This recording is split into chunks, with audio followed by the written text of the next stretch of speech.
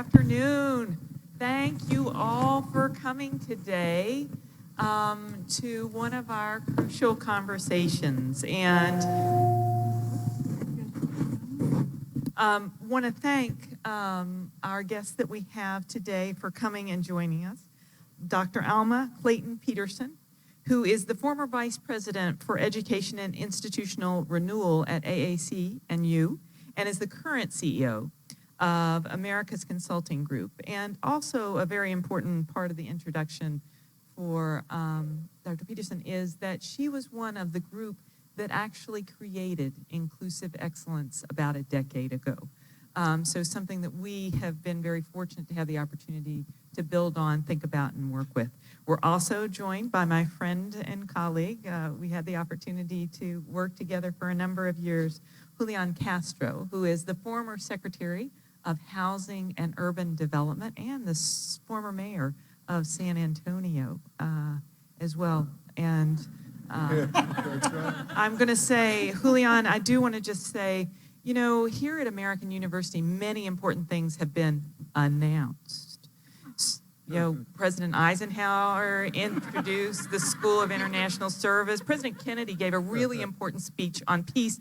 President Obama was endorsed by the Kennedy. There are lots of big things. Anything you want to tell us today? That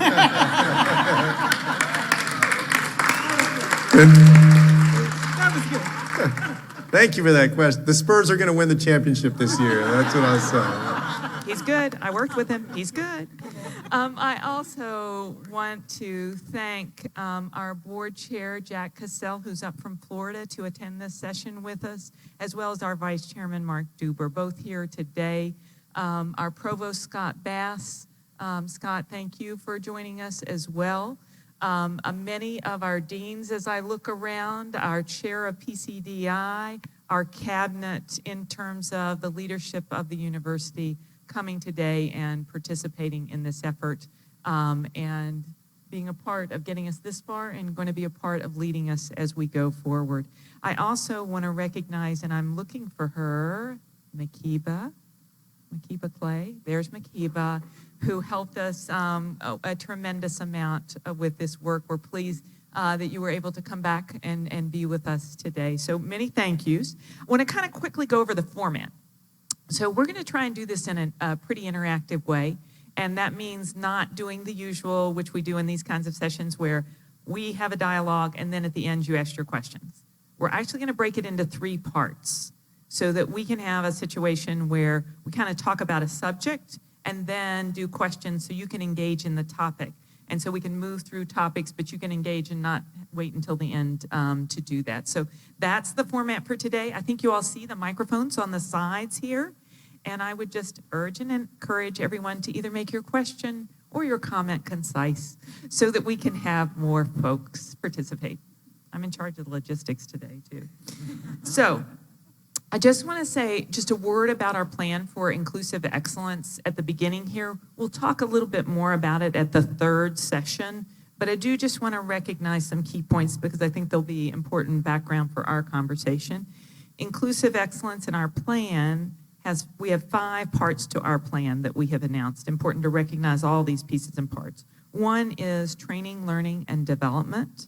The 2nd is a focus on our campus climate and culture. The 3rd is changes to our systems, policies, procedures.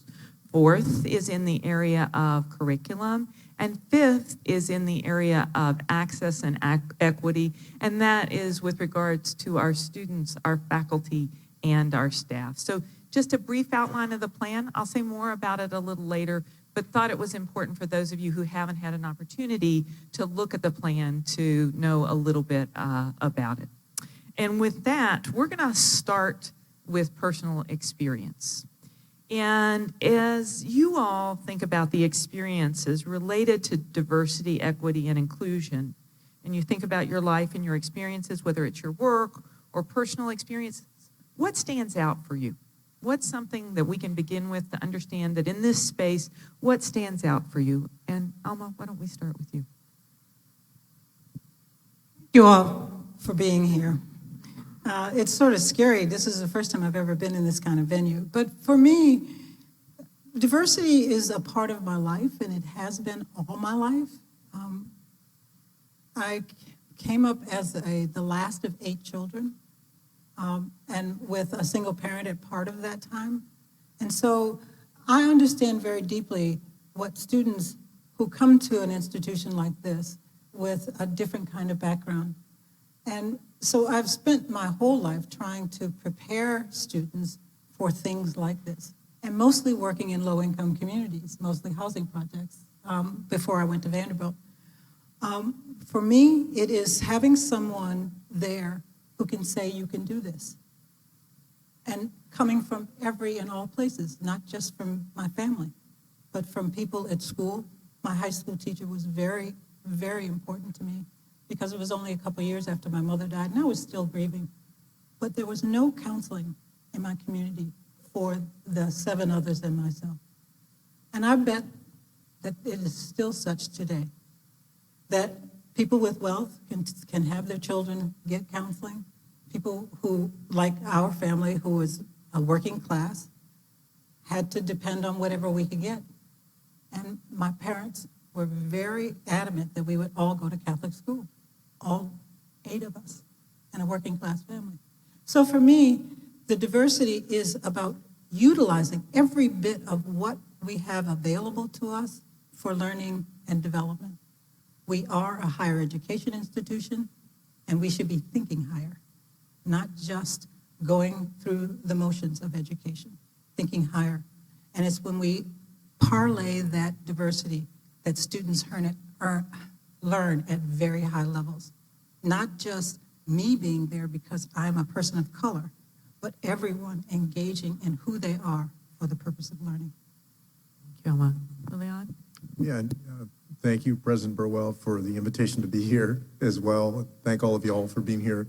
One of the things that stands out to me is similarly, when my brother Joaquin, I have a twin brother, Joaquin, says I'm a minute uglier than he is. But we, of course, we went to school together and then we went to college together.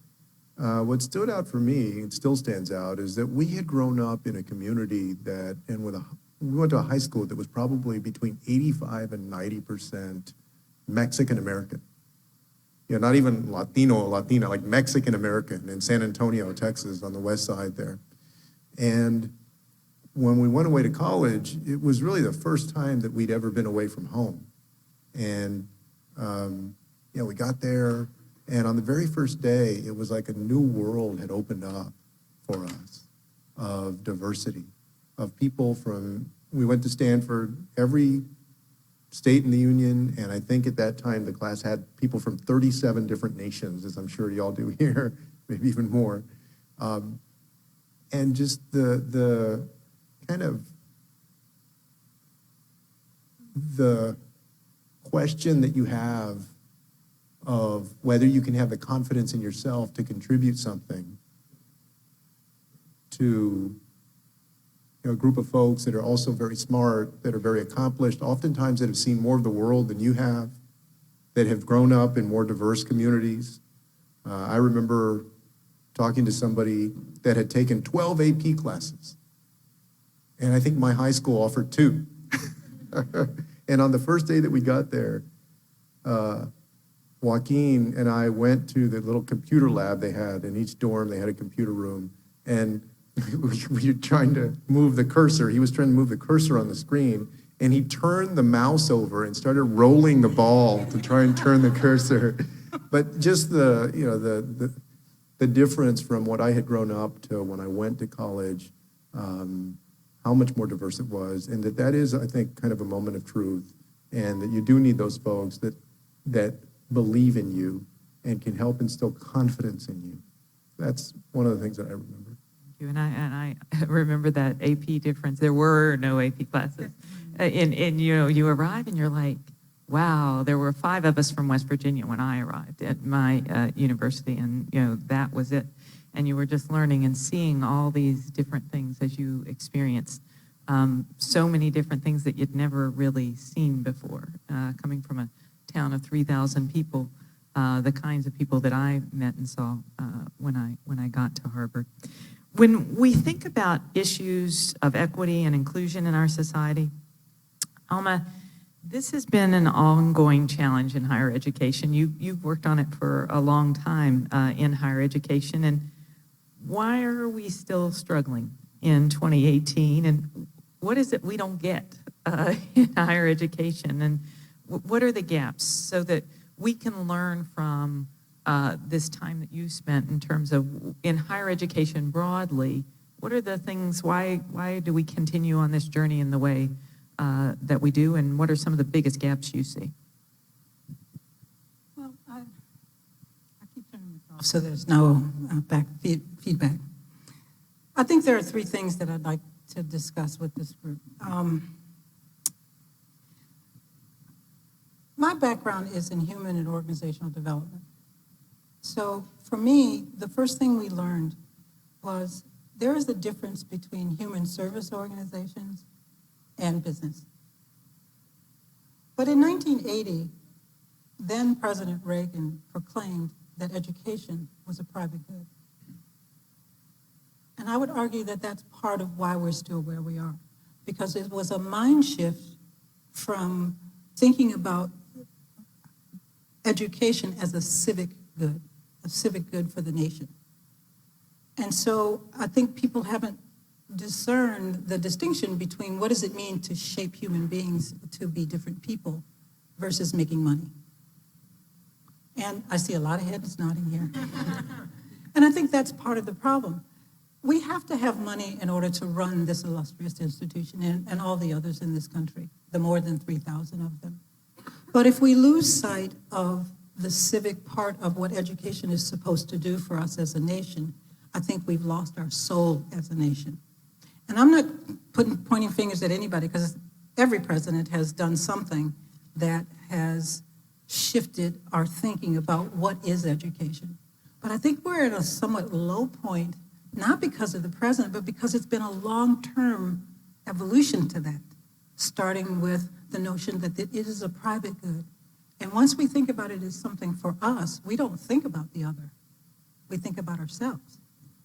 So the other thing I must say is that many in the environment haven't grasped how people learn. That professors, not the ones in this room, stand up and profess, rather than understanding at some deep level how people really learn. They learn from scaffolding knowledge, so we have to start where students are, and we almost never start there. We start with here's what's on the syllabus, and this is where we're going. I say ask three simple questions. What is it you know about the subject matter that you need to know in order to be successful in this class?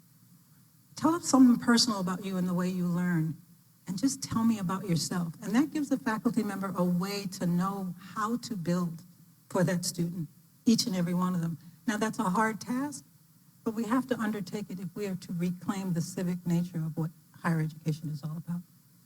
I think this theme of community that you are mentioning, I mean, in terms of what draws us all together as one community, is an important theme. And as we're working on our strategy, it's a theme that continues to come up.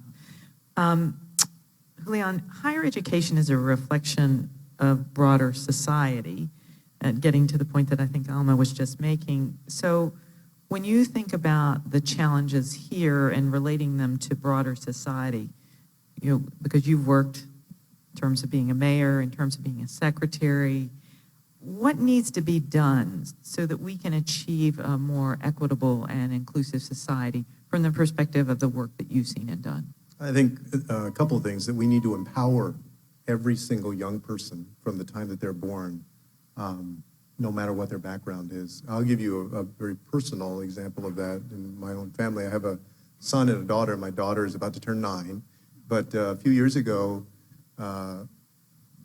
we were, in fact, when I was still mayor of San Antonio, she was 3 or 4 years old, and we were watching Good Morning America or the Today Show, and there was an image of President Obama that came up, and I said, "Oh, look!" We were getting her ready for her daycare.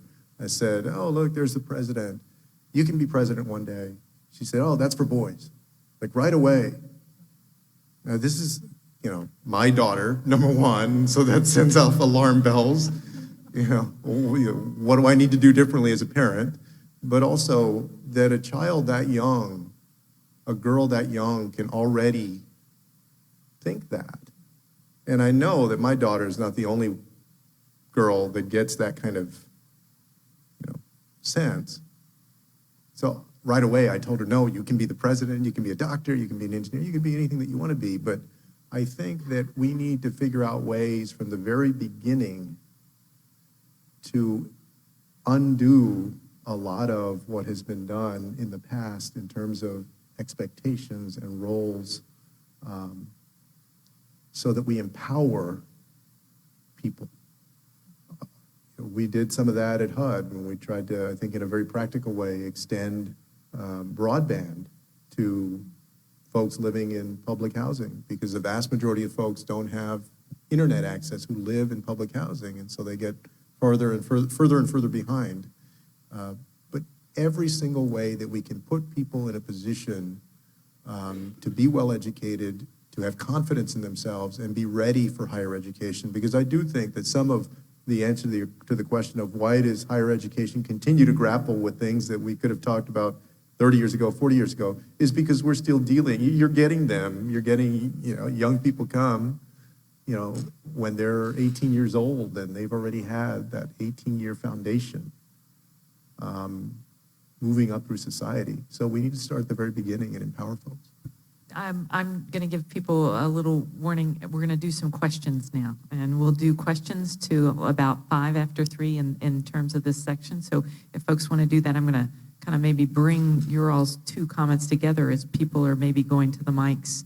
If they have any questions or comments, if they don't, we can always continue. But if folks want to either make a comment or have a question that they'd like to pose to the panel, you should start moving that way. And please do. I can cold call in this large a crowd too. But I do want to bring, you want to just feel free. Yeah, step up to the mic. I do want to bring the 2 points that you all made together. And I think there were 2 very important points. One is identity and embracing identity, whatever that may be. And the other is community.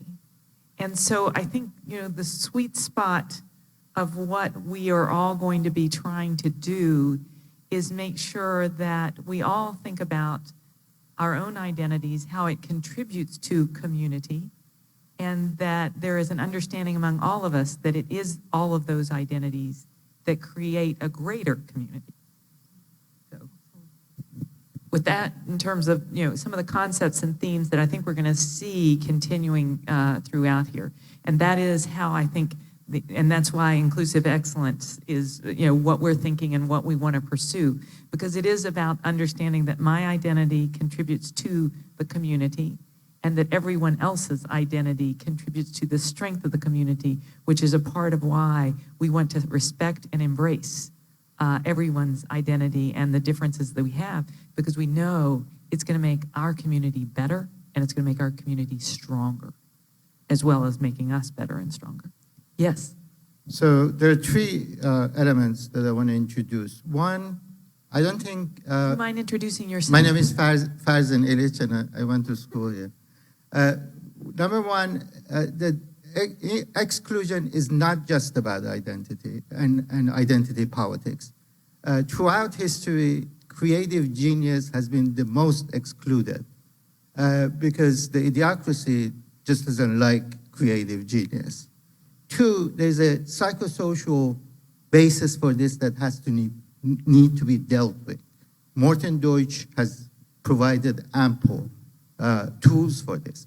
You're going to need a dedicated organizational psychologist to both take account of the problems and mediate them. 3rd, there's an ocean that divides talking the talk and walking the walk. Unless there is a robust system of accountability, this will just remain to be fiction. You need to think about accountability. So thank you, and because you are an alum, we welcome you, and I also want to recognize, I see actually an officer of our alumni. Bradley, do you mind waving? Do we have any others of our officers of our alumni organizations that I might not have seen? If you can wave. So we welcome our alumni. Thank you. I think it is a reflection of the engagement in this issue, top to bottom, that we have our alumni. Thank you for speaking up, and thank you for our leadership coming today. I'll just touch on one part of that, which is the accountability and measurement. And the plan was put together on quite a bit of data and analytics, as well as listening. It was important to have both components, but when you look at the plan, there's an articulation of some of the key measures, and then we will have other measures, because I think figuring out what we're going to use as some of the key ways that we'll know that we're either making progress or we're not is extremely important. And so in the plan, we agree, and we think that's a part of accountability, and it's also a part of knowing, is it working or not? Because this is a journey. It is a 2-year plan. The reason it's a 2-year plan within the plan to have plans for years 3, 4, and 5 is so that we can get going and we can learn and iterate. So this measurement component is important. Great. I'm Derek Cogburn. I'm an associate professor here in SIS and in COGOD, the COGOD School of Business.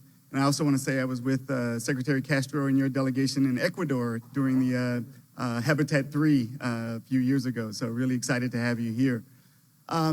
So the program, the plan that we were talking about today is a very comprehensive plan. And I'd like to get your thoughts on institutional change.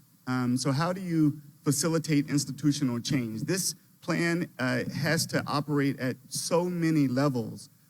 Everything from how do we recruit new faculty, how do we recruit new staff, how do we recruit and support and sustain students? And so if you can say a little bit about the institutional change. One of the things I liked about the announcement for this event was about sort of the all hands on deck nature of making these changes. But if you could just say a little bit about how do you change the structures, the institutional structures, to move us along in this direction? And before you respond, I just want to recognize and say thank you, because this is also one of our members of our strategic planning committee. And just want to recognize for those members of the committee who are giving their time and effort to help us as an institution think about our plan forward. And for those of you who don't know, so you'll know, because it's an important part of reaching out to the community. Sorry, a little advertisement for part of the work that we're doing more broadly, but want everyone to know about it and honor those that are willing to take their time and be a part of it. I think the plan has people who are being held responsible. I will say I have a question, because the responsibility column has lots of different people. And if we don't work to ensure that someone is holding the other members of that group accountable, then it will fall to the wayside. It will not move forward. But it has to be clear. And it doesn't come with meetings. It doesn't come with meeting every month. It comes with having a strong understanding of what it is we're doing, what it is you're doing, and a way to do it. So I think the broadness of the responsibility is the key for me. But even with that, if you're not attentive to not just the higher-ups, but at every level of the organization, it will never be institutionalized. I've seen public policy go in this direction with regard to welfare reform, that the policy was made to collaborate at the state level and at various levels across the state. 4 different organizations. It worked great at the top. The people at the top were just talking away. But as you went to successively down where the policy had to be implemented, by the time you got to social workers didn't even know what the policy was. So the point is that it has to be pervasive this way, horizontally and vertically, in order for it to be institutionalized. And I think that's a big job. But if the people who are held responsible and accountable for the work, it can happen. And I think this is the place to do it. Oh, my name's Kyle. I'm just an interested party attending the event. I want to thank our panelists for coming here again today. It's very meaningful. I just had 2 questions, one for Alma, one for Mr. Castro. Alma, where do you see our social inclusion or social advancement in the next 10 or 20 years? Are we on the right path right now? Or what are some of the barriers that are waiting, or some of the more, hardening challenges ahead of us? And for Mr. Castro, are you going to be leading the Young Dems in New Hampshire? I don't know when that is exactly, but what are your thoughts on that? Thank you very much. Now, what did you ask me? How come I get the hard questions, the really hard questions? You just have to make decisions. It's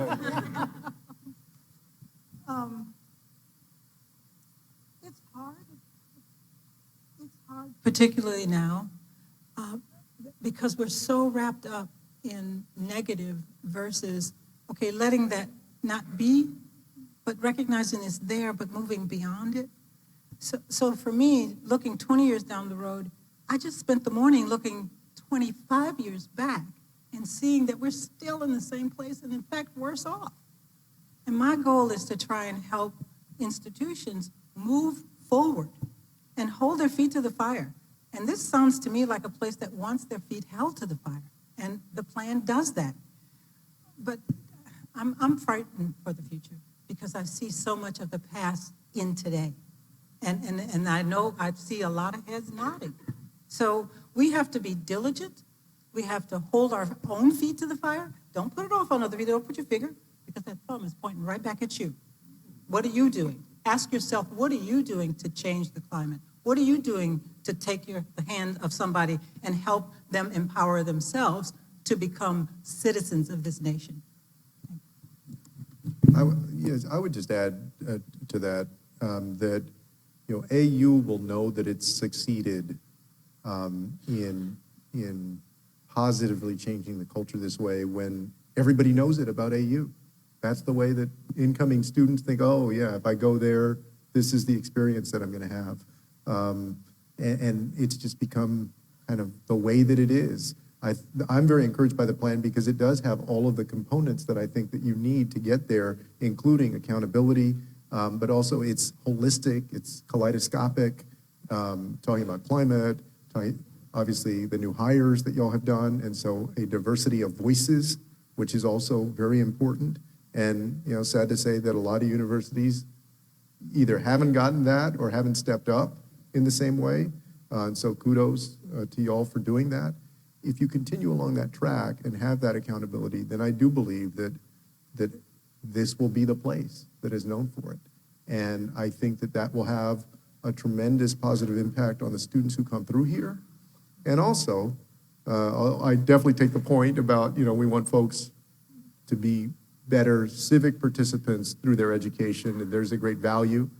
But it's also going to give AU a competitive advantage in terms of the type of students that it produces and the students themselves in a growingly diverse global economy, right?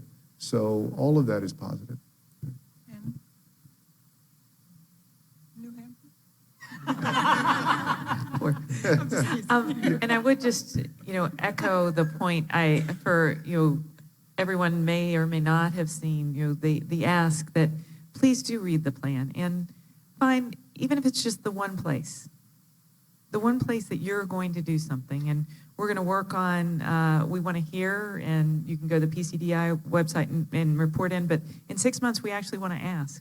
We want to hear your stories because it's about the leadership, and I hope you are feeling and seeing that leadership everywhere in this room. Dr. Obb, Fanta? Dr. Obb, there she is. In terms of, all the different pieces and parts. Everybody's scattered here. Finance, well represented. We've got all parts of we want to lead in terms of the leadership role, but this is going to be team ball. And it is going to take us all. And we hope that each of you will take the opportunity to read and figure out where it is that you believe you can make that contribution. So, yes, I think we will do one more, and then we're going to switch to the next section. My name is Rebecca Coughlin. I work here in SIS in graduate admissions. I'm a proud International Peace and Conflict Resolution Master's alum, and I direct our diversity and inclusion here. I really appreciate this focus on identities and community that you're coming back to, the all hands-on, the teamwork approach. Since we're in a predominantly white institution, we have a predominantly white community, I wonder if each of you or one or more of you would comment from your long experience, your experience in different sectors, about great examples you've seen of white folks choosing to get engaged in this work, especially around race and ethnicity and diversity and inclusion. I think if we want true culture change here, institutional change, we have to have a lot of engagement from members of the white community. And I don't think we're unique in having a lot of sentiment from members of our white community feeling like this is the work for other people, not us. And that's certainly not unique to AU.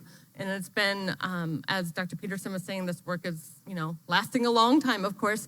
But that sentiment has been around for a long time, and I still come upon it, not just here, but around the country. And so I wonder if there are experiences in housing, in politics, in education that any of you might be able to comment on to help inspire members of our community who are white that this is their work as well. This is our work as well. Thanks.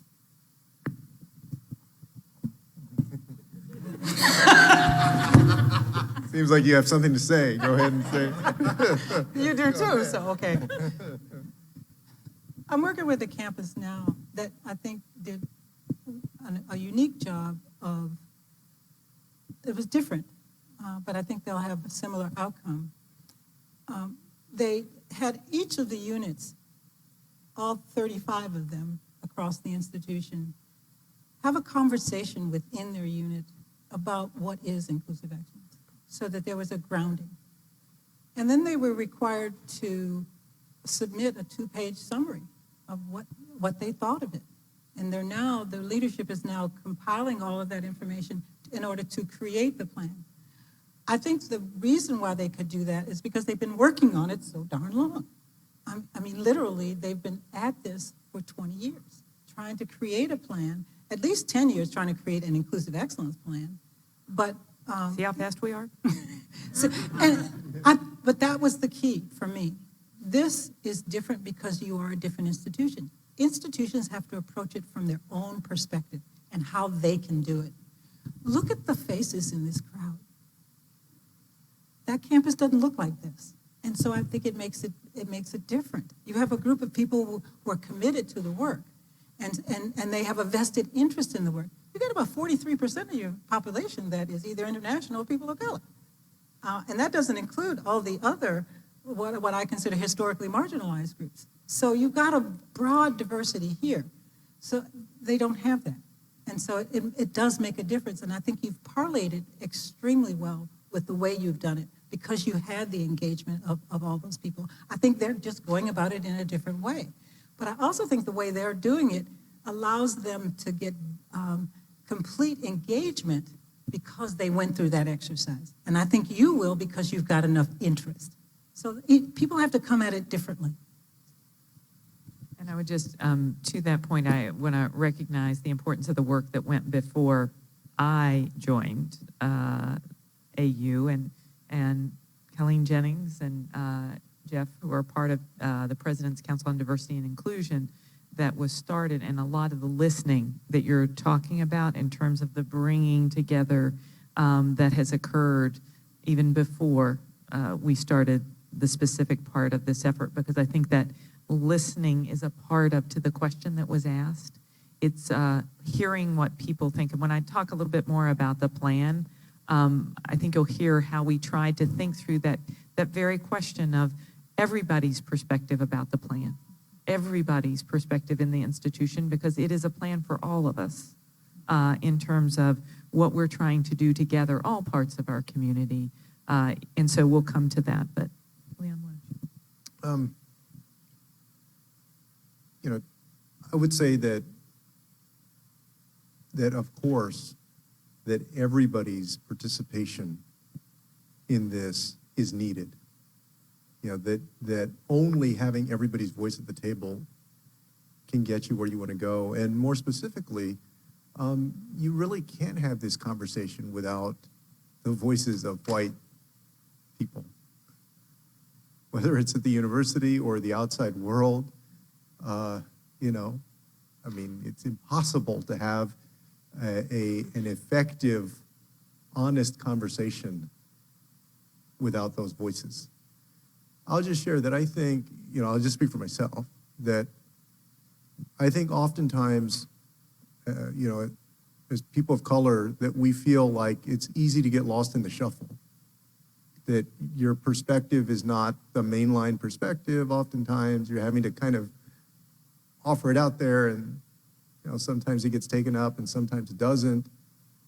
And so we often want to have that conversation and engage in that conversation, and there's a frustration that often grows because you feel like a lot of times that conversation doesn't happen, whether it's in the boardroom or at a university or wherever it is.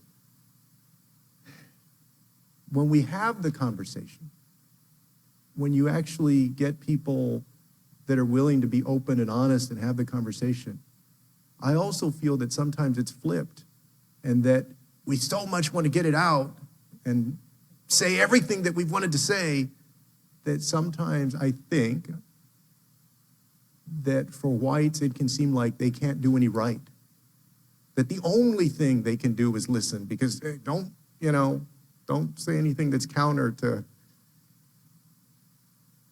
And we have to find a way to have an honest back and forth that respects opinions and also respects the history of folks being left out and left behind, but that doesn't drive people away either.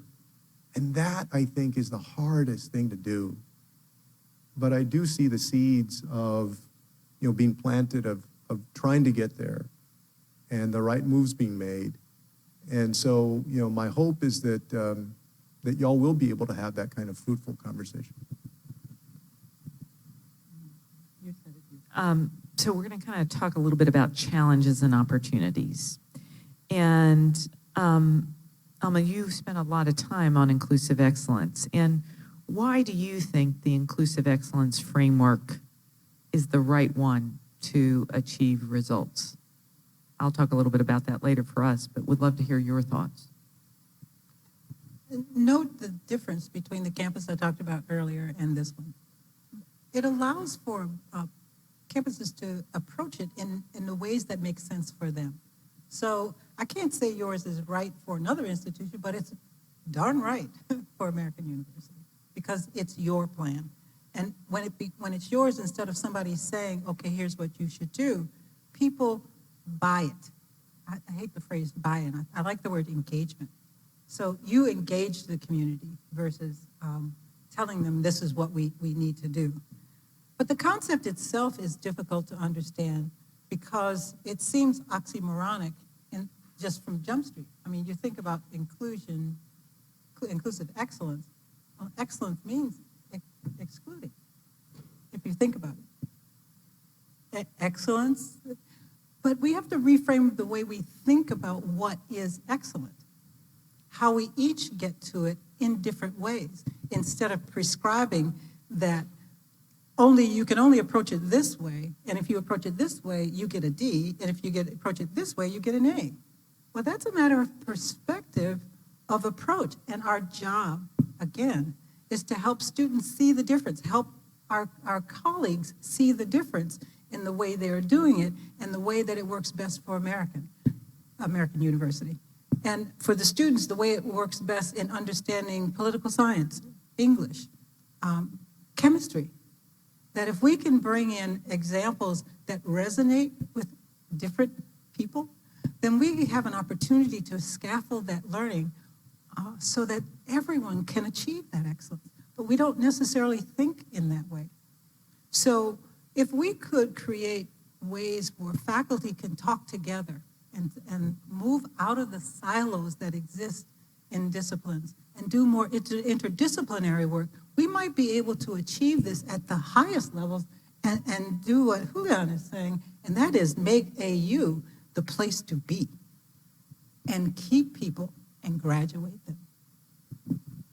So, Julián, on this stage, you are the one who is closest to our students in terms of your experiences and age. I didn't say we were old, Alma. In terms of your experience, both in college and in law school, and all the work that you have done with youth, some of that we shared on youth homelessness in terms of some of the work we did together. But what do you think will and won't work on campuses And then separately, what are your lessons from public service that should help us think about this work, even if you want to, even some of the work in housing and that sort of thing, but Well, I a mean, I broad thought- range of questions there. Yeah, I think that a lot of things apply. Number one, I've always thought that anytime you undertake, whether it's a policy or this kind of endeavor, that you have to be honest with people and straightforward. People have to feel like you're coming at something with their best interest and your best interest honestly, right, in front of them. Secondly, I think especially in a university setting, you can't tell people what to do. You know? I got that. I got that memo. Yeah, which y'all know. But got that I memo. think, those, especially when you're 19 or 20, probably you're gonna do the other thing. Don't forget the faculty. Yes, and I am learning that. I'm a visiting fellow with the OBJ school at UT right now, and I'm learning about some, faculty fights. The most Remember interesting Julián said that, politics I in the didn't. world, yeah. But also that I sense, and youth homelessness was a good one, is that when there's a vision that is put out there, the president put out a powerful vision, and we worked on that vision, and mayors and housing authority directors and community members adopted that vision. When people can buy into a vision and believe in it and all work toward it, you can make progress pretty quickly. And that's one of the lessons that I've seen, and that's why I'm hopeful, because I do think that vision is there, it's clearly there, and everybody here is willing to work on it. And you can make progress more quickly than you think a lot of times when you have that. Want to kind of bring this section, so I'm giving everyone time to any questions in this section that we're doing. So if folks have questions or comments, please go ahead and get up and go to the mics. But I will say it's interesting because I hadn't really reflected on it until just now, what you just said. So when Julián was secretary and I was secretary of HHS, we were both part of something called the Interagency Council on Homelessness. And I want to bring it up because I actually think it is an important lesson that is relevant for the work that we're doing here. And that Interagency Council, it was started by Secretary Donovan and others. The president wanted it started. And the objective was to set clear goals in the space of homelessness and to make progress. That was why it started. It had the idea that you had to work across parts of the cabinet. You can imagine that departments are pretty, can be very siloed. But the objective was it brought together the Department of Housing and Urban Development, the Department of Health and Human Services, the Department of Education, the Department of Veterans Affairs, the Office of Management and Budget, and that we would be required, the senior leadership, the secretaries had to show, and that it would be a staffed effort.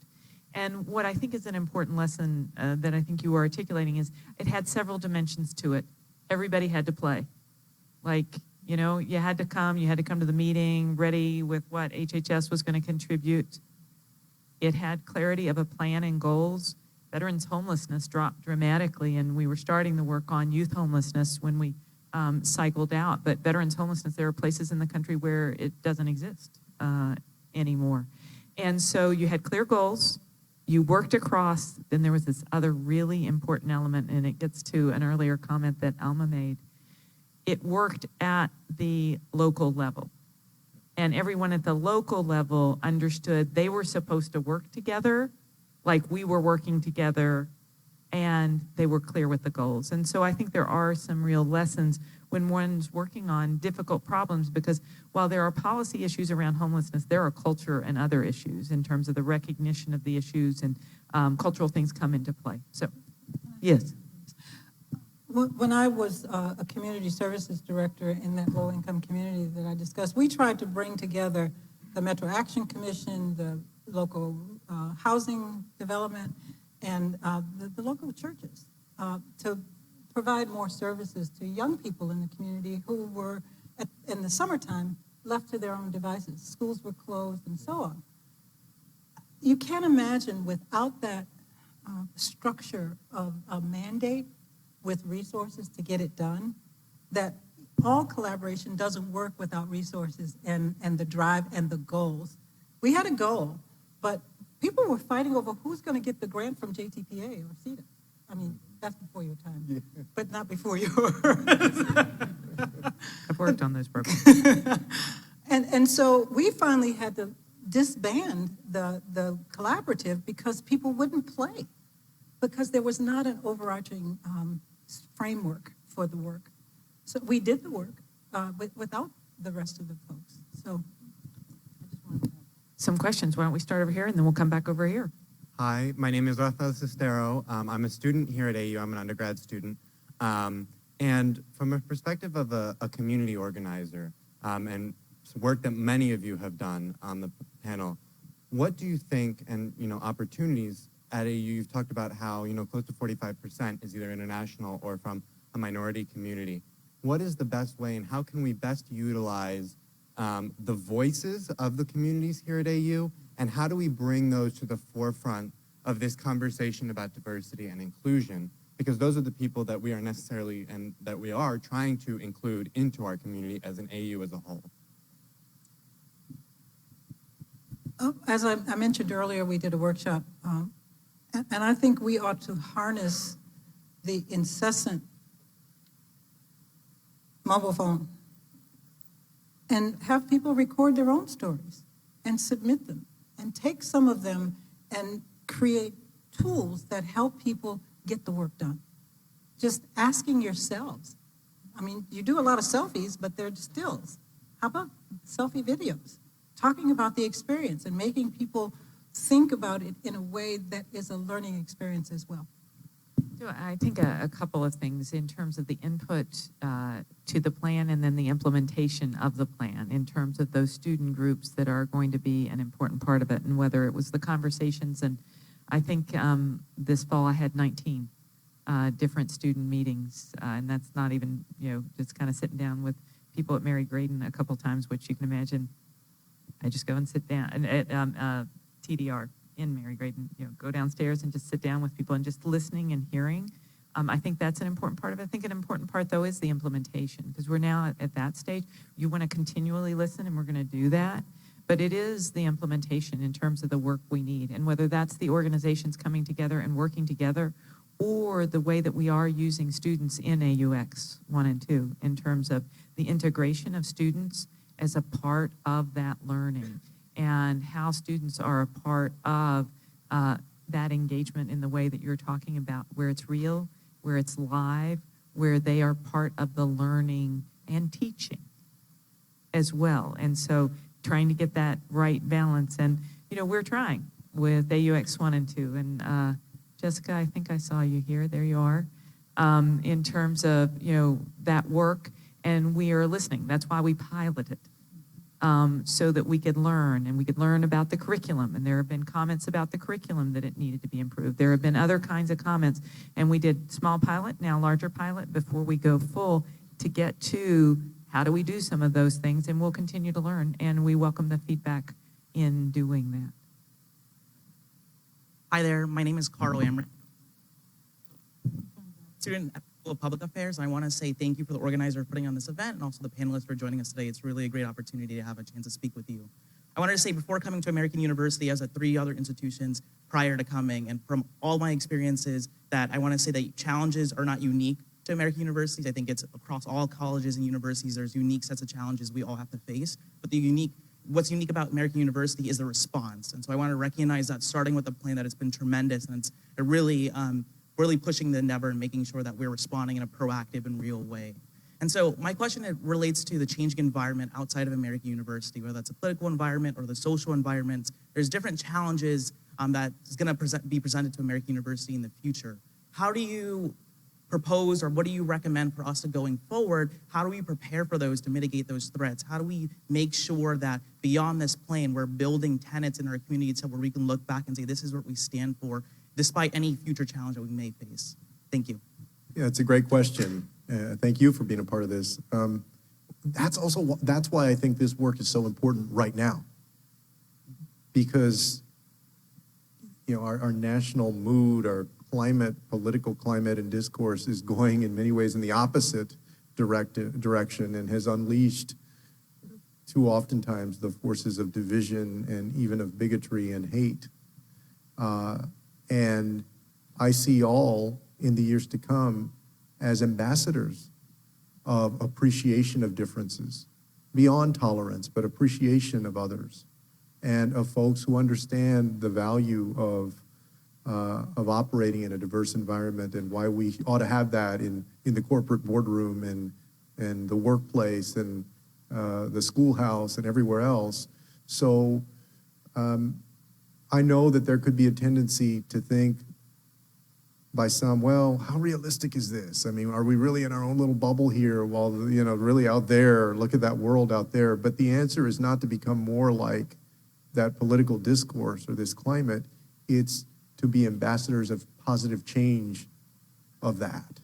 And I believe that this is helping to prepare y'all to be those kinds of ambassadors who are willing to listen, to break down barriers among people, and then hopefully help repair a lot of that in the world in the years to come. Hi, my name is Salvador Vidal Ortiz. I teach in sociology. I'm really glad that you honored Fanta because while I didn't train Fanta, she's a graduate from our PhD program, which no longer exists. Triple Eagle. I do want to recognize that Dr. Ov is a triple Eagle. I cannot take any credit for her training because I came in after she was almost done. But I think she actually embodies the point that I want to make about the report, which is that it's undergrad heavy. Sociology and a number of other departments lost PhD programs. I have a lot of respect for Fanta because she speaks up, she stands in front of the television and speaks.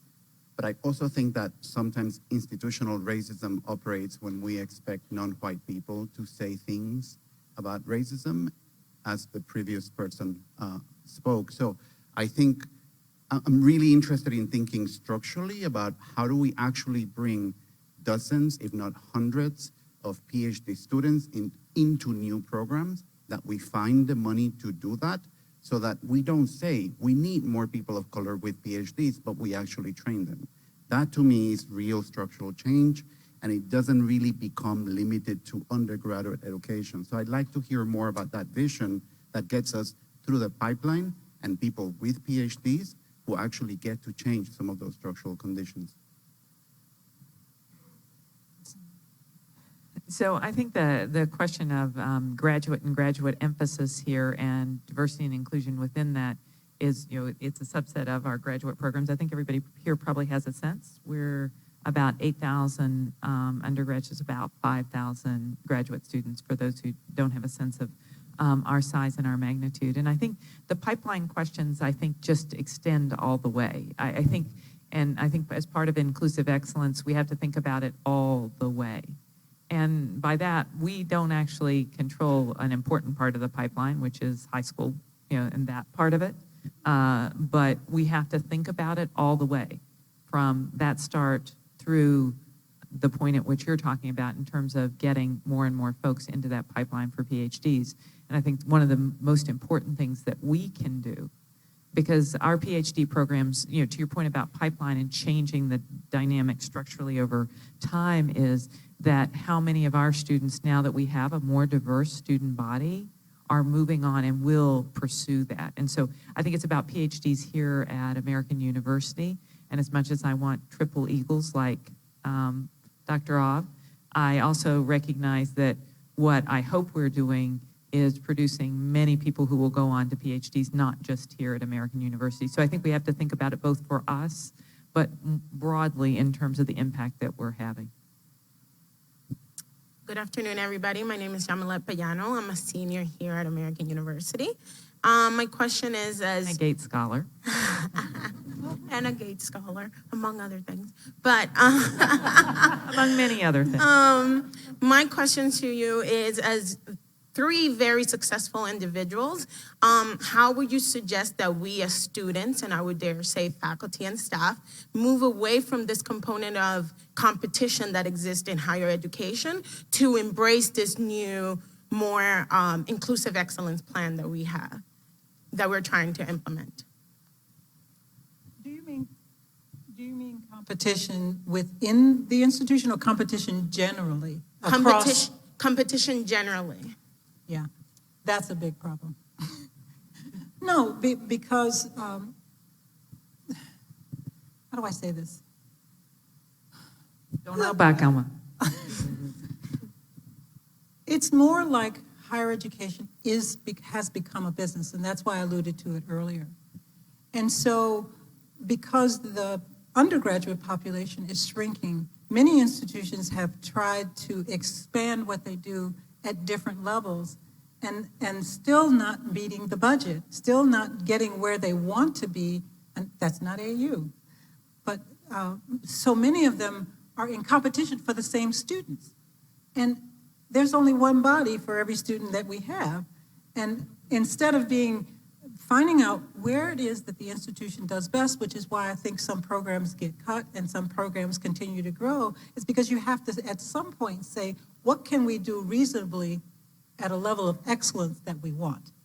And I think those are the decisions that leaders have to make and that the community has to make. And sometimes you suffer not being able to create another Fanta. But you are at the same time creating wonderful people like yourself. I just think that we have to reevaluate what is higher education generally, and we're not having that conversation. We're not having that conversation nationally at all. And that's worrisome to me. You want to? Yeah, I think that's very well said. And one small but I think important point is that it also, in a very real way, points to the need for everybody to be on board, including the big benefactors of a university, that oftentimes are the ones that university presidents and boards are very mindful of, obviously, for good reason, and they have to be.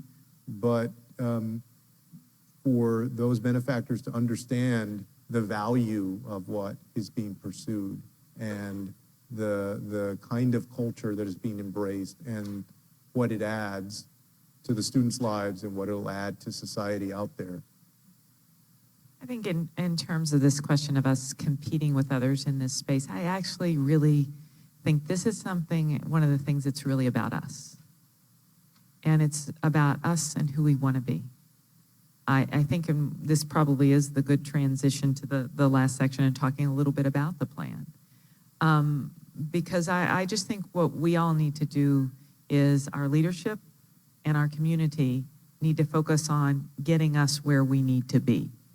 And the other will come if we can do that.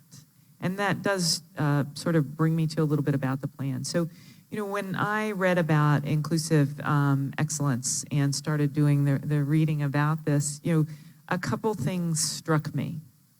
And one of the things that struck me was it's a systemic approach. And by that, I mean, it's not just one or the other. It's not about curricular change only, or it's not about having more people here that represent, in terms of composition, that one of the measures we often use in this space. It included culture, it included policies, it included many things. And it was my experience, having had the opportunity actually to work on these issues over many years, that often people want it to be one way or the other. And it's because we all want a silver bullet. We want it easy. We want the pill to help us lose weight.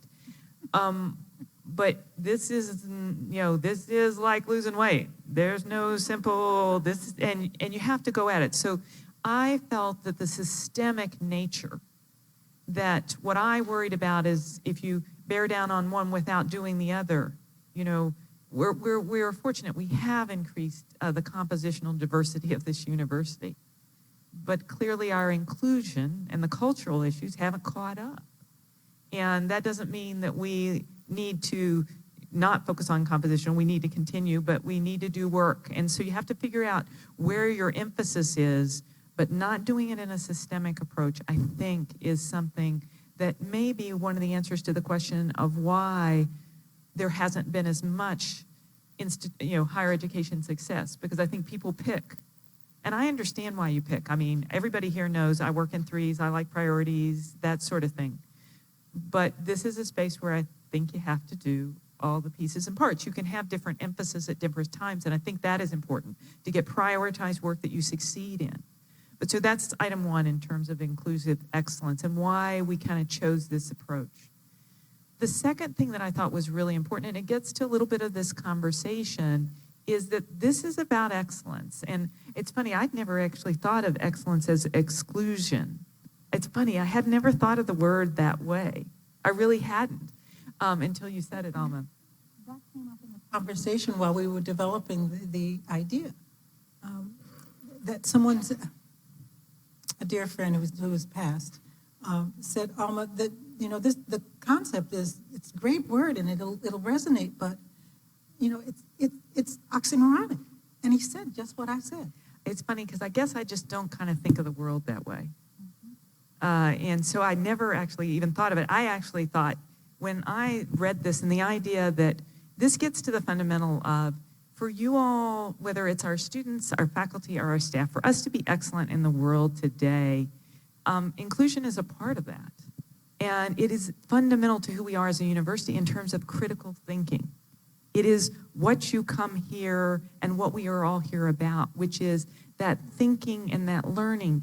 And if you don't have the ability to take different things, and you described it as scaffolding, you know, and build, but it is bringing together these different things. What our expectation is of all of our students is that when you leave here, you have that ability to take different thoughts and take different ideas and take the best of that to get to the best answer or the best knowledge.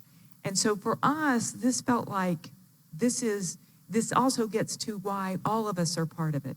And obviously we think the issues of inclusion, diversity, and equity are important values to our university. But I think it's important for the why that we do this work is also about our excellence. It's our excellence as individuals, and it's our excellence as a university, and it's our excellence in terms of our faculty, our staff, our students, our alumni. And so that is why we attached to this. It was both the what of, you know, the how across a systemic approach and the why. That the why is about who we want to be. And it's funny because I'd never thought of exclusion in that, because I think, you know, we want excellence. I've not been at an institute, all the different places, the jobs that I can't hold because I've been to so many different places. I haven't ever been to a place where people don't want to be excellent, that you want that. And so I see that as a bigger thing and a unifying thing and a thing that we all want. The other thing that I'll just say about the plan is that, you know, we did do data and we did listening. And that, I think, is a lot of the balance of weaving this, is you've got to look at the analytics and make it data-based, but you also have to listen so that you can observe and see that data and analytics through the lenses of all kinds of different people on our campus. The last thing I would say is, you know, this is a journey. And this university has been on this journey. I think the plan and today's event, thank you all, and thanks everybody for coming and participating, are an important point on the journey. I think we can say Siri's talking loudly right now in terms of, you know, giving us, you know, this is a point of like, you're going to turn right, and it's an important part, but it is a journey that we're going to travel together, and I believe we'll get there. Did you want to add something, Alma? I think you had something. Please. The other piece, it wasn't just excellence by itself that was oxymoronic, it was inclusive excellence. So how can you be inclusive and still have some people get A's? Does everybody get A's? No, some people get C's, some people get B's, and so on, if you're thinking about grading students. And that was the point, that the two things together. This could be one of the limitations of me not being from higher ed traditionally, that I didn't think of it that way. I thought of, you know, an excellence in terms of an entire, you know, I think of excellence in terms of our you know, country, goal. Our world. I like to think of excellence big, without that part of it. We still used it, so Yeah, it didn't deter us. Good. I'm glad you weren't deterred at all. Going to ask our panelists just a couple more questions, and then we're going to have a little bit more time for your all's questions. So just want to give you, if you have thoughts or other things you want to ask. what advice would you give us to make sure that we succeed? And what must we avoid? And those could be the same things or not, but like, tell us, okay, to succeed, I'd recommend you do A and B and C. If you want to do threes, I like those. And what are the pitfalls that we should avoid? Sure, and some of it I know we've talked about, but number one, make sure that everybody buys into the vision so that it is something that all across the university people believe in. Secondly, those clear lines of responsibility and steadfast accountability so that you know how you're measuring progress. And I'd say the pitfalls are always like in any institution, there's a temptation to change your priorities change and emphases change and to take your foot off the gas. For something this fundamental to succeed, it requires it be a constant priority of the organization all the way through. And I would call that keep your eyes on the prize. And the prize is that inclusion. And I have more than 3 I'm sorry to say. This in bullets. Openness to new ideas. Innovative approaches to teaching and learning at all organizational levels, not just in the curriculum. Avoid having too many meetings. They get in the way of action. Accountability at all levels and across all units that are working to make excellence inclusive. Avoid thinking of inclusive excellence as the same as increasing the university's compositional diversity, which that's clear that you don't do. While that's a part, there's more to achieving inclusive excellence than that. And then assess progress and the impact of your actions. That I think often we go too far in a process before we assess whether or not it's working so that we can make mid-course corrections. So that would be a pitfall as far as I'm concerned, that if you continue down a path and it's not working and you keep doing the same thing, you're never going to see the prize. I'm done. That is very perfect. That is very, very helpful. Why don't we take some more questions from folks? Do any other folks want to? Go to the mic. You want to go to the mic? Yeah. Hi. Hi. My name is Obai. I'm a senior here at American University and a student at SIS. This inclusive plan that you're talking about, me as well as many other students have been fighting this since at least I know my freshman year. And it's great to see that we're sitting here with an actual plan that's trying to be implemented. While that's being said, I also would like to know, as someone who has been here fighting extremely hard, especially to have student involvement in our curriculum, how will students be able to have more of a say and honestly power in this plan to be able to make sure that it's actually executing and meeting the needs of the students, especially on a day-to-day basis? I know that institutions can only go so far. So how can we make sure it's actually meeting us in our personal lives as well, in the classroom and in the dynamics between our professors? I would say that we first start with faculty engaging students and students being involved in the process. I heard the president say that she's been listening. I think she's going to continue to do that and listening to student voices as well as administrators, faculty, and staff. So I have every faith that President Sylvia is going to do right by students because she's already demonstrated that she listens. And that's key to any plan.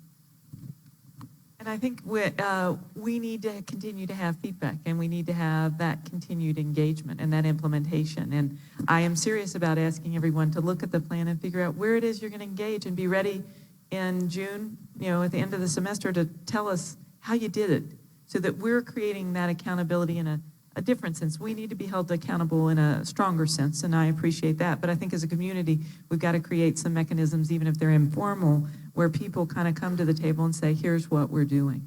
And so I think it needs to start with everyone reading it. We tried to make it as concise as possible in terms of that, and make it easy to do, and start through that, and then feedback. It is why we did a 2-year plan. It is why we didn't go ahead, because I think we will evolve and change, and we're a learning organization. That's what we are. And so making sure that we're going to learn in this space, and the student voice is an incredibly important part of that learning. The staff voice, the faculty voice, Beth's here from HR, in terms of our staff who are an important part of this too. And certainly we want everyone to help us understand, where's it working? Where is it not? Let us know, because we do want to hear that. Oh, over here. Hi, my name is Juliana Martinez. I'm a professor at the World Languages and Cultures Department. And first of all, thank you for this wonderful panel and for all the work that led to this panel. I was wondering if you could expand a bit on the definition of diversity, because it's not included in the plan, and I'm a bit concerned about the collapsing of diversity with difference. So I was wondering how you include in the creation of these plans, but also in the implementation, the structural component that diversity has that difference doesn't necessarily account for.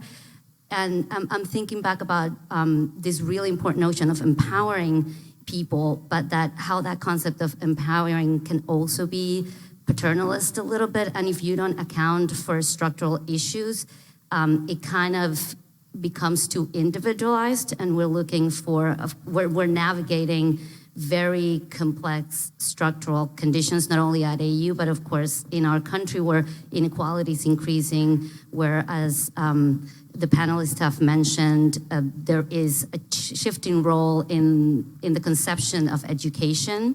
So I was just wondering if you could expand on how you see the difference between diversity and difference more broadly, all kinds of differences, and how does the structural component come into play when we talk about individuality, about identity, and about empowering ourselves and others. So I think what Alma said about making sure that you have a plan that is right for your university is a part of the thinking around where we are. I think it's fair to say, and we know this, and I think we have to recognize that on our campus, we have had racial issues that are specifically Black-white issues. And so in the plan, you see elements of the plan that are, I would say, specifically focused on some of the things. And I will say, we didn't wait for the plan to act.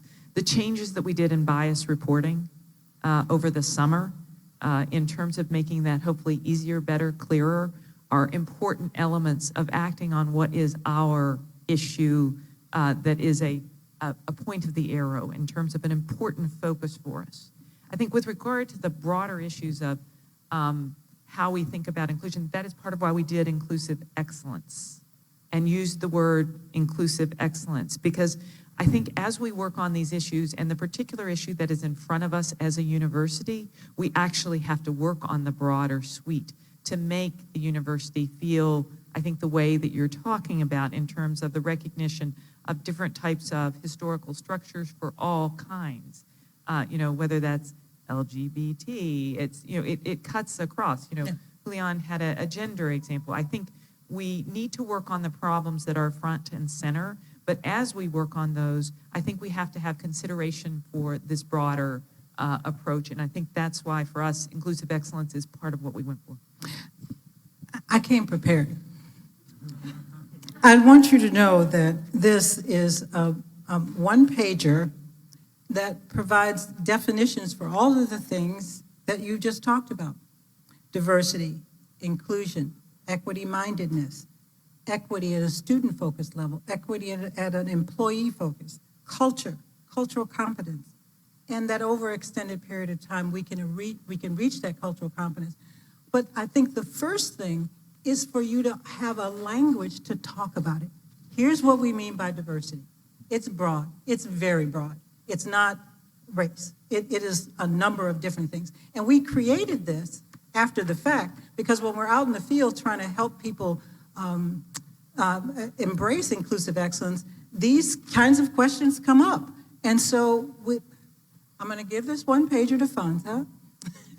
And it could become a part of the plan so that you have it and you can say, when I talk about diversity, this is what I mean, and to get people on the same page, because if you're talking the same words but meaning different things, you're destined to fail. But so you got to get on the same page. This doesn't mean you can't change it and to fit AU, but it's a starting place. It didn't come out of nowhere. So And that is the work and approach that we had taken. I'm sure you can imagine as part of this work, our different communities have expressed and come forward as we've had these conversations. Yes. Hello, my name is Sagar, and I'm a senior at American University. I have a question about more from the student end.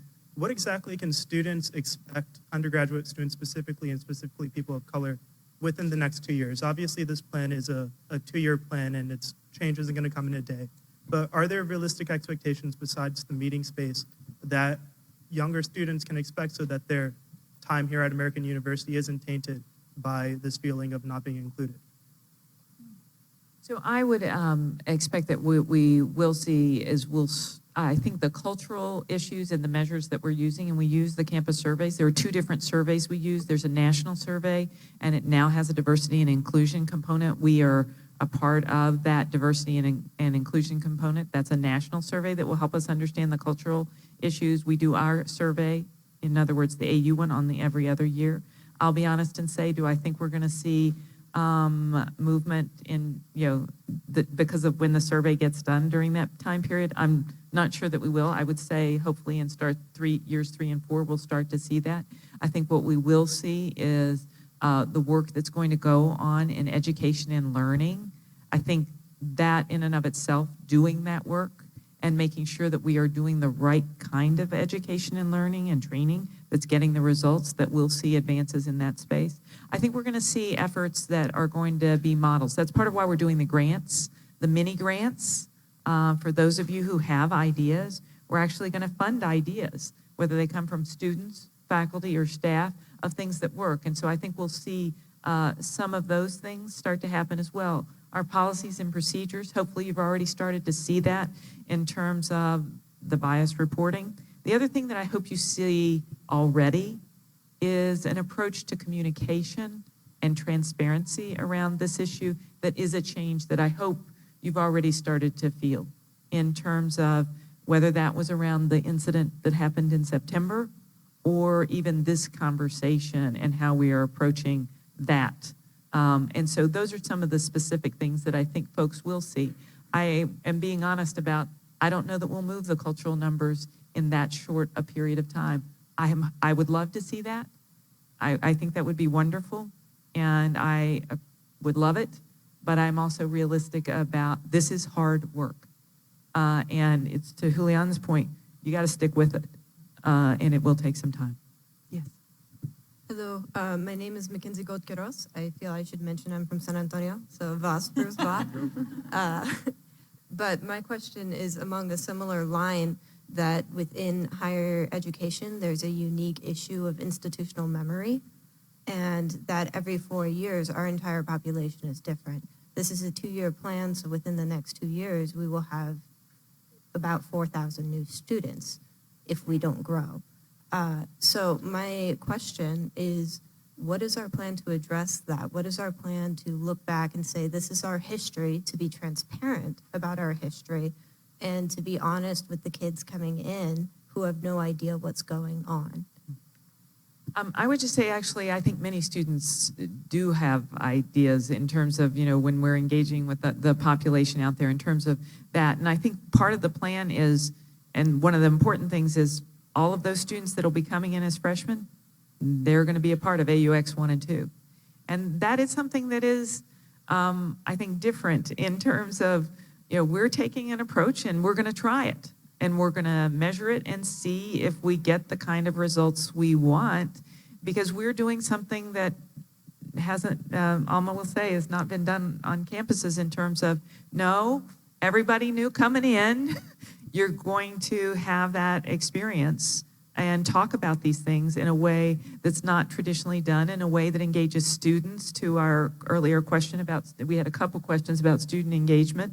And so we're going to try and start that from the moment that people walk on our campus. I think your point, though, is important to remember, that our faculty and staff, and we need to make sure they know the importance of their continuity in this, because you are very right. That turnover of every 4 years, it can be either an opportunity or not.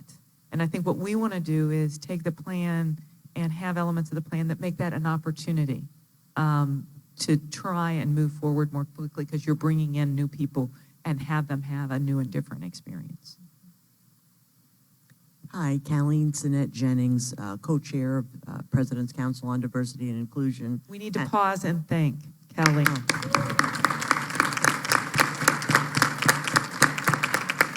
Thank you.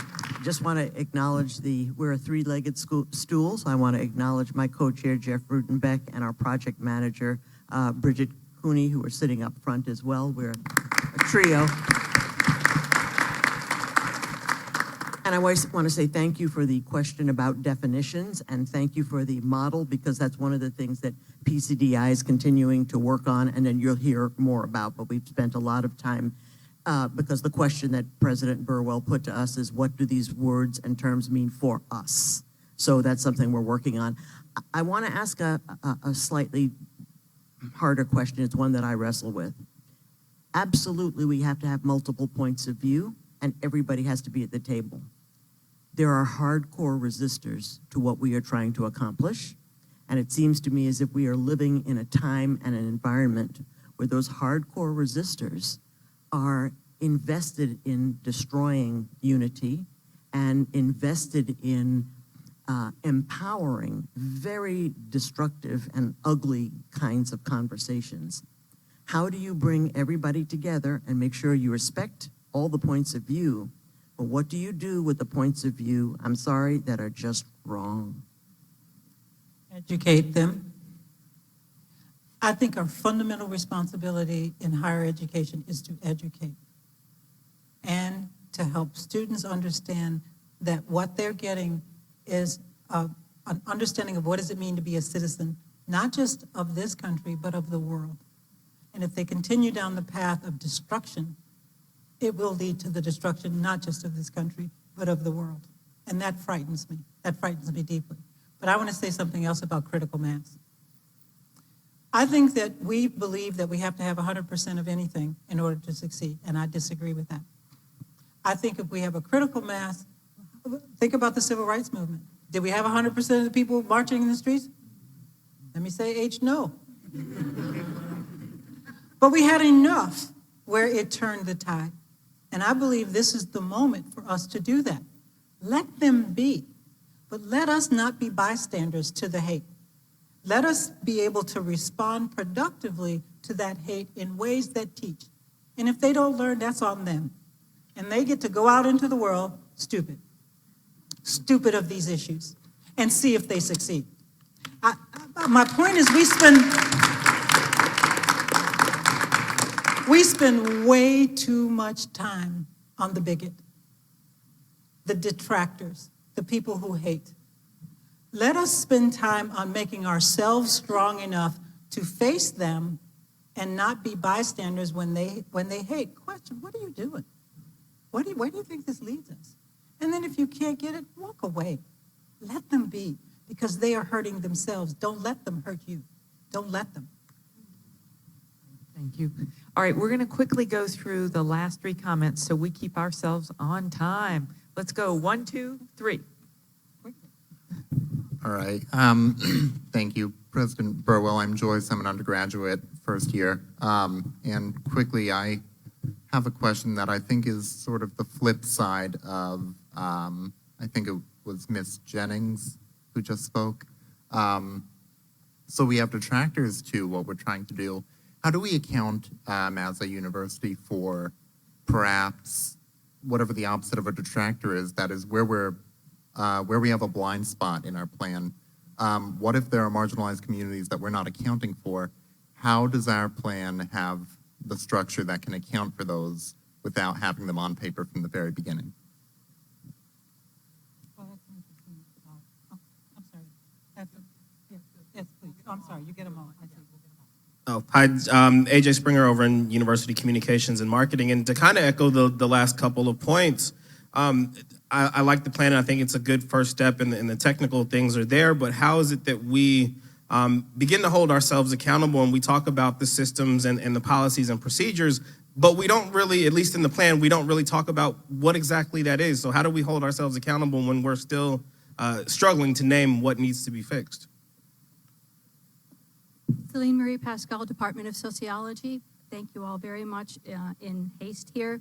I wanted to ask to reorient ourselves toward the issue of structures again. The interactional pieces are incredibly important, but we also have issues of tenure and promotion, merit, that are really important, and structural pieces that need to be addressed in this.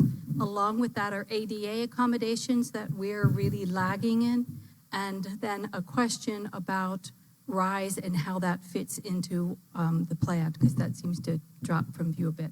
Thank you.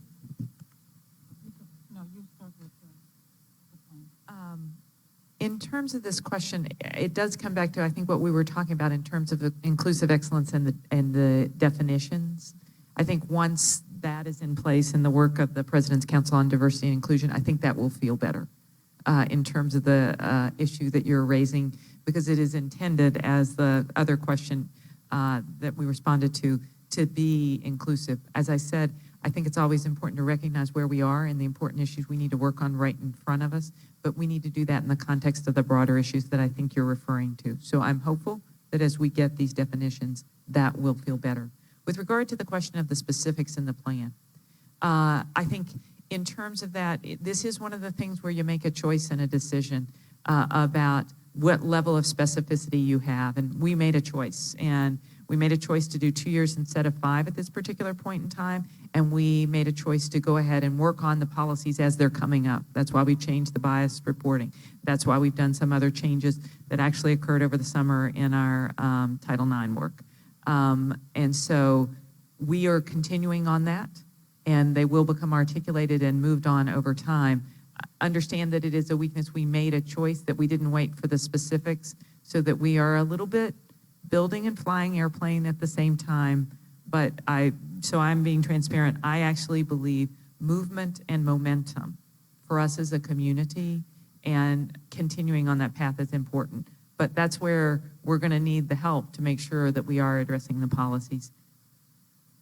Questions around tenure and that sort of thing. I think that's a whole series. I think that is, I think when one looks at the part of the plan that is where we talk about the compositional diversity issues and inclusion, that's the part where those kinds of issues will come up in terms of why or why not, in terms of making progress on certain things, because those are about retention as well as attracting, and so I think that's the space for it. The integration with RISE, reinventing the student experience for, I think everyone's familiar, but just in case, I think there's huge overlap that the question of the student experience and the experience overall at this university, many of the components are winding through, and I think we need to recognize that it was RISE that created AUX 1 and 2, which are an essential part of this.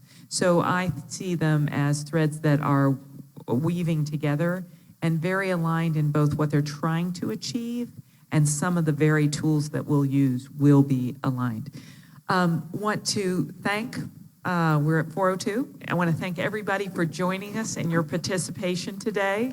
Want to thank our panelists, and any last words that you want to share with us or announcements you want to make. Thought I'd give it a last try. Just any time you want to come back, Julián, anything you want to do. Anything you all want to add to the end of this conversation? I want to start with some words that I hope you walk away with. And one is, in order to make this work, you have to have open and honest dialogue. Engage difficult dialogues groups so that you can actually have those hard conversations. Trust one another and be trustworthy. I think that the trustworthy piece is really important. Heal from past wounds and then innovate. Thank you, Alma. Just thank you all for having me here, and it's wonderful to be in a space where you're trying to bring people together to understand and appreciate each other. And even though we're here in DC, and I know that y'all are around all of this toxic political climate more than most folks, our nation really needs that right now. So best wishes with it. Thank you all. Thank you.